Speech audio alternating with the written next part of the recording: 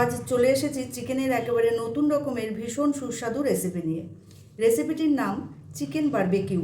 খুব সহজ পদ্ধতিতেই তৈরি এত টেস্টি ডিশ আপনারা সকলেই অবশ্যই বাড়িতে ট্রাই করবেন। এই রেসিপির জন্য 200 গ্রাম বোনলেস চিকেন নিলাম ছোট ছোট পিস করে। এখন এর মধ্যে পরিমাণ মতো লবণ দিয়ে দিলাম, হাফ চামচ গোলমরিচের গুঁড়ো, 1 চামচ পাতিলেবুর রস দিয়ে ভালো করে মেখে আধা ঘন্টা রেস্টে রেখে দিলাম। 30 মিনিট পরে চিকেনটাকে একটা বড় পাত্রে নিয়ে নিলাম। এবারে তার মধ্যে দিয়ে দিচ্ছি বড় বড় টুকরো করে রাখা টমেটো কুচি, ক্যাপসিকাম কুচি এবং পেঁয়াজ কুচি।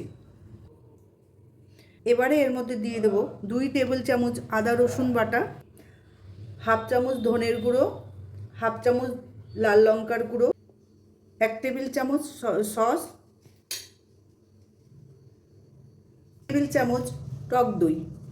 সমস্ত কিছু দিয়ে এবার আমরা এর ভেতরে সবগুলোকে মেখে নেব।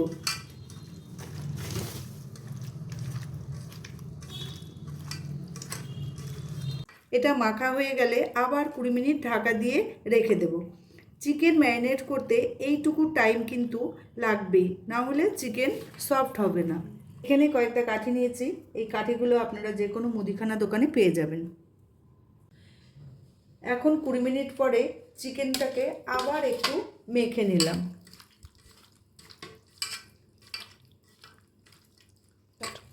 তারপর এই কাঠিগুলো নিয়েছি, প্রথমে ওর মধ্যে 1 টুকরো ক্যাপসিকাম, তারপরে 1 টুকরো টমেটো, 1 টুকরো চিকেন, 1 টুকরো পেঁয়াজ, আবার 1 টুকরো ক্যাপসিকাম, 1 টুকরো টমেটো, 1 টুকরো চিকেন, আবার 1 টুকরো পেঁয়াজ, 1 টুকরো টমেটো, 1 টুকরো চিকেন।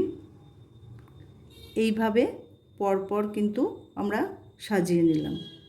এইভাবে পরপর সবগুলোকে কিন্তু আমি তৈরি করে নিয়েছি।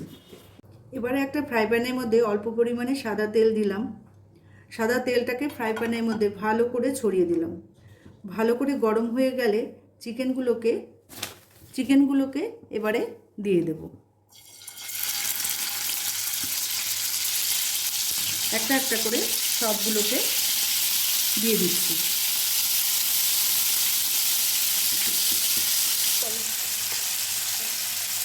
গ্যাসের ফ্লেমটাকে একদম লোতে রেখে রান্না করতে হবে। হাই ফ্লেমে একেবারেই করা যাবে না। ওপর থেকে একটু তেল ছড়িয়ে দিচ্ছি। বারবিকিউগুলোকে উলটপালট করে দিতে হবে। 5 মিনিট ধরে ঢাকা দিয়ে এই চিকেনগুলোকে রান্না করে নিলে সুন্দর ফ্লেভার আসবে। এখন আমার বারবিকিউগুলো তৈরি হয়ে গেছে। আমি এইগুলোকে সুন্দর করে গুছিয়ে সার্ভ করব। আবারও বলছি, রান্নাটা অবশ্যই বাড়িতে ট্রাই করবেন।